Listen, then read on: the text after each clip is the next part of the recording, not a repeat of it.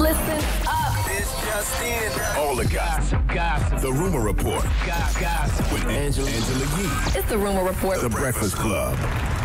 So Vice has launched a weekly talk show, and that's with Jemele Hill and Carrie Champion. It's called Disruptors with Jemele Hill and Carrie Champion. It's going to start this summer on Vice TV. They said the initial order is 8 episodes.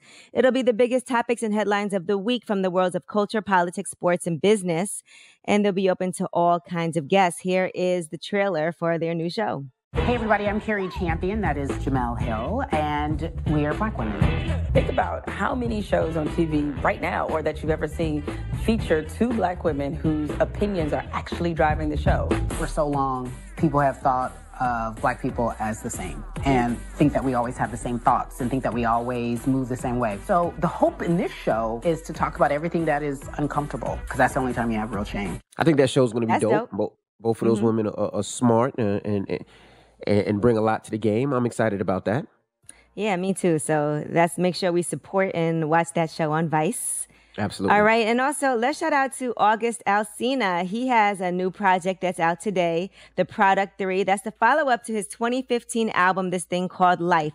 So it's called The Product 3 State of Emergency, and you can actually hear it now.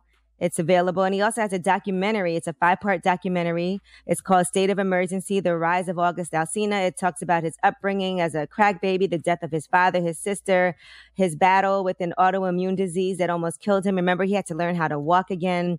Right. They show him in the hospital with all of that. Here is part of that documentary. I have a liver disease where my immune system is fighting against itself. My liver can't clean out the toxins in my body. So those toxins then go to my brain and I get forgetful, really airy and spacey, and just feel like sometimes I don't really speak about my health and sickness because I process it as a bit of a weakness for people to know that I struggle with my health. I mean, me and August Alsina have the same birthday. I usually check on him every couple of months just to see how he's doing. I know he's been going through a lot with his family and how he was raised. He's a good brother. And I'm glad he's able to share his story. And I think it's making him stronger. And he has some new music, and his music sounds good. Yeah, it's a 27-track album that's out. So I know there's no way you heard that whole thing because it just came out. But he has Yo Gotti on there, Tink, Lil Wayne, Juicy J. Here's part of a song called Resent featuring Lil Wayne and Juicy J. All right, August. Where's Donnell Rawlings at? You know Donnell Rawlings is like the biggest August Alsina fan. I know. That I've ever met. And shout out to August. You know, I met August like even super, super long ago. And I actually hosted his first ever album release party in New York. So, you know, he's a great guy. And I'm happy to see him putting out some music. It's been 5 years. And I know a lot has happened in his life. All right, Tiffany Haddish has been reflecting. And she talked about declining that role in Top 5, the Chris Rock movie.